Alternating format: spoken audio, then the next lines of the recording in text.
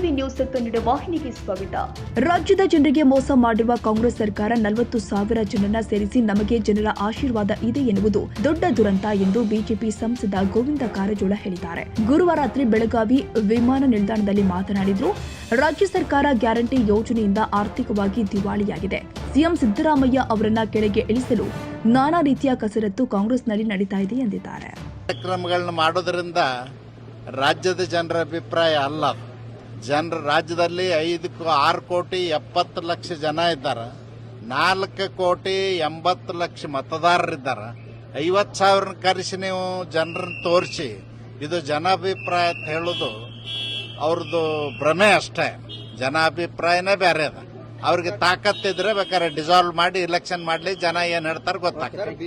Sir, DK. Shivakumar ಹೇಳ್ತಾ ಇದ್ದಾರೆ, ಸಿದ್ದರಾಮಯ್ಯ ಅವರ ಜೊತೆಗೆ ಹಿಂದೆ ಇದ್ದೇನೆ, ಈಗ ಇದ್ದೇನೆ, ಮುಂದೆನೂ ಇರ್ತೇನೆ, ಸಾಯೋವರೆಗೆ ಇರ್ತೇನೆ ಅಂತ. ಯಾರು? ಡಿ.ಕೆ. ಶಿವಕುಮಾರ್ ಅವರು, ಸಿದ್ದರಾಮಯ್ಯ ಅವರು. ಅದು ತುಟಿಯಿಂದ ಬರುವ ಮಾತು, ಹೃದಯದಿಂದ ಬರುವ ಮಾತು ಅಲ್ಲದು. ಸರ್, ಬಿಜೆಪಿ ಭಿನ್ನ ಮತ ಬಗ್ಗೆ ಏನ್ ಹೇಳ್ತೀರಿ? ಬಿಜೆಪಿ ಒಳಗೆ ಭಿನ್ನ ಮತನೇ ಇಲ್ಲ. ಸರ್, ತಾವೇನ ಇದು ಕೊಟ್ರಿ, ಕೋರ್ ಕಮಿಟಿಗೆ ತಾವ ಒಂದು ಇದು ಕೊಟ್ರಿ, ರೆಬಲ್ಸ್ ವಿರುದ್ಧ ಕ್ರಮ ಕೈಗೊಳ್ಳಿಕ್ಕೆ ಅನ್ನೋ ಒಂದು ಇಲ್ಲ.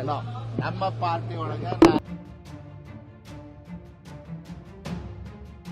ತಾಜಾ ಸುದ್ದಿಗಾಗಿ ಎಂಟಿವಿ ನ್ಯೂಸ್ 24x7ಗೆ ಸಬ್ಸ್ಕ್ರೈಬ್ ಮಾಡಿ ಮತ್ತು ಬೆಲ್ ಐಕಾನ್ ಅನ್ನು ಒತ್ತಿ. ತಪ್ಪದೇ ಲಿಂಕ್ ಶೇರ್ ಮಾಡಿ.